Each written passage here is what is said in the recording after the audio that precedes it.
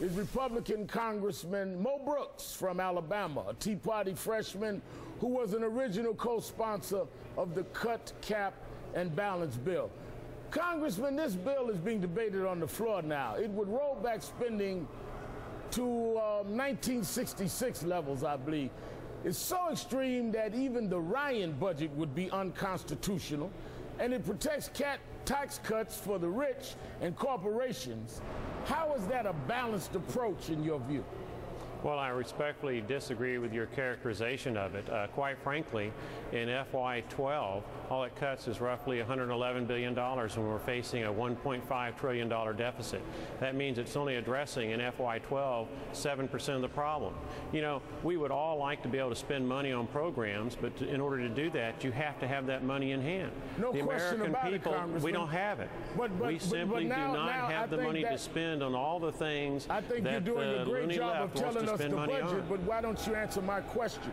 How do you protect the rich and corporations in the bill and call that shared sacrifice or balanced approach? Well, I disagree with your characterization that they're being protected in the bill. All right, so what is being cut from corporations and rich? Well, first, let's talk about the people that you call rich. I call job creators. Job creators in America, the top 1% of wage earners, they are paying 34 to 38% of the entire federal government income tax burden. So I don't call that protecting them. So they're you paying call far rich more. people They're job earners? That job creators. Job creators. Absolutely. So you feel that, therefore, by protecting them, you're protecting giving people jobs? Well, I'm not saying that we're protecting them or not protecting them. What we have to do is look at the economics of tax increases. We have seen the effects of high taxes, and what high taxes do is reduce the ability of people with capital, people who own businesses, who want to create new businesses or expand their businesses. If they don't have the revenues in order to do that, then they are not going to be able to create the jobs that everybody needs in America. All right, but Congressman, we've seen the effects of tax cuts. Let's be serious. You had a tax cut in 2001, then 2003, when we had the higher taxes under Bill Clinton. We had low unemployment. When we've had these years of tax cuts now, we've had high unemployment. What are you talking about? We're not crazy here. Where has your theory worked out when we've seen these tax cuts since 2001? Well, I really don't want to get into your mental state, but let's talk about the Bush tax cuts. They occurred in 2003. We're not talking about my mental state. We're talking about the math of what you said. You said that these taxes, when they're high, no, I said we, Americans. When you said when they're high, it provides jobs. The facts say that that is not true. Explain to me how you can say, with these tax cuts in 2001 and 2003, why unemployment has gone up. I was explaining it before you interrupted me. Will you give me time to continue? Yes, sir. All right, thank you. In 2003, when the Bush tax cuts were implemented, we had roughly a 5.8, 5.9% unemployment rate. Within 4 to 5 years, America's unemployment rate had dropped to 4.5%. During that same period of time, you had 7 to 8 million jobs created in the United States of America. So the Bush tax cuts did exactly what they were supposed to do. Unfortunately, everything went awry when Nancy Pelosi took over the House of Representatives with her philosophy of government, and Senator Harry Reid took over the United States Senate with his philosophy of government, and with the threats that those two and their philosophies posed to the job creators in America, you saw our unemployment immediately start to go the wrong direction.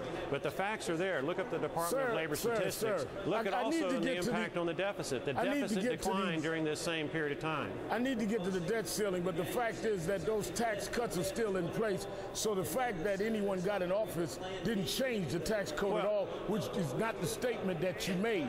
So in January the fact that the Congress change had nothing to do with the fact the tax cuts are still in place and unemployment is 9.2. So we can have different opinions. We can't have different facts. The tax cuts did not change when Pelosi and Reid went in. In January of 2007, a radical anti-jobs agenda was put into place by the House and by the Senate. That radical agenda was magnified after the election of Barack Obama, where business was no longer a friend, where job creators were no longer friends, whether they were foes. There were places to go to tap more money to pay for programs that we cannot afford. The tax cuts remain in place. And my question was, since you said the top 1% needed this protection or needed this because they were the top job creators, that has not changed. Well, you can paint it any way you want. The law is still there. Let me ask you this. If America will give us the White House in November of 2012 and will give us the United States Senate in November 2012, and with conservatives, and we can reverse the damage that has been done by this Congress during the 4 preceding years, you'll see unemployment get better, you'll see jobs we're not going to agree created. on that fact. The facts speak for themselves there. Let's go to another fact. You're saying that the tax, that the debt ceiling doesn't matter. That No, I've never said that the debt ceiling does not matter. It does matter. You didn't say that? No, sir. So this statement that you were quoted as saying by the Washington Post, there should be no default on August 2nd. In fact, our credit rating should be improved by not raising the debt ceiling. You didn't say that. Well, it does matter. So did you? Okay, so you did say it. Well, no, let's talk about what you're talking about here. Now, I'm talking about what you were talking about.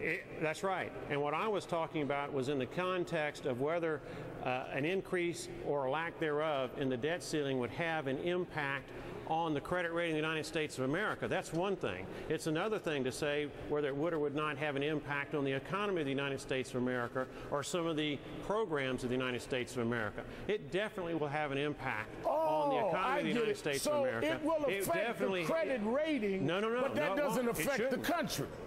It should not affect the credit rating because we will have plenty of money to pay every single creditor the amounts of monies that are owed under our contractual obligations to those creditors. Well, so how will it make it better? How will it make it better? Yeah. It will show the world that we are engaging in the kinds of austerity measures that are now being asked of Greece and other European nations that are in the same spot that we are in. And as long as we pay our creditors, if we don't pay, if we default and we show that we can pay even defaulting, you think that's progress? There should be no default to our creditors because we have over $2 trillion in revenue and our credit obligations are roughly $200 billion. That's a 10-to-1 ratio. There should be no default with respect to our creditors unless the President of the United States abuses the trust that we have placed in him. So you don't feel that we need to raise the ceiling then because you again feel it doesn't matter? We should just go ahead through August 2nd? No, that's not what I said. I said that there would be an adverse effect on the economy when you suddenly withdraw from the economy $1.5 trillion that is now being spent. Unfortunately, there will be a greater adverse effect on the economy if we continue to incur debt loads that we cannot sustain that can result in a federal government insolvency and bankruptcy. All right, sir, do you believe that we should avoid going into default by raising the limit August 2nd or before? My position is very clear. If we have a balanced budget constitutional amendment that will correct the long-term danger of the federal government going into an insolvency and bankruptcy, do you under those believe that we circumstances, should I will have vote the to raise the limit? debt ceiling, do however you reluctant I believe am we to do should it. raise the ceiling or not, whether you get your bill or not? You know this is not going to pass the Senate. I don't know if it will or won't pass the Senate. Do you believe that we should raise the ceiling, yes or no? If the Senate will be responsible, then cut, cap, and balance will pass the United States Senate. Let me ask you a question. Do you agree with the president that we need to raise the ceiling? President Obama? I will vote to raise the debt ceiling if we address the long-term issue of federal government insolvency caused by... If we do not address the long-term issue, which is a federal government insolvency, the risk associated with piling on higher and higher debt loads on future generations, if we don't address that, then no, sir, I will not vote to raise the debt ceiling. Let me show you something, Congressman, before you go back to the floor. Ronald Reagan, who was someone I'm sure you admired, let me show you what he said about the debt ceiling. Maybe you should tell your colleagues this when you go back to the floor. Listen to this. I'm familiar with this quote. Congress consistently brings the government to the edge of default before facing its responsibility. This brinkmanship threatens the holders of government bonds and those who rely on Social Security and veteran benefits. The United States has a special responsibility to itself and the world to meet its obligations. It means we have a well-earned reputation for reliability and credibility, two things that set us apart from much of the world. In the name of Ronald Reagan, I hope you go back and do the right thing tonight, Congressman Brooks. If we had had a Ronald Reagan-type president in the White House right now, we would not be facing these circumstances. I think this president in the White House right now sounds a lot more like Ronald Reagan than you guys do. Thank you, Congressman Mo Brooks. And I respectfully submit to you, Ronald Reagan's quote is a lot more in line with this president than what you're saying tonight and with your colleagues in the Tea Party. Ronald Reagan, I just played it for you. Thank you for your time.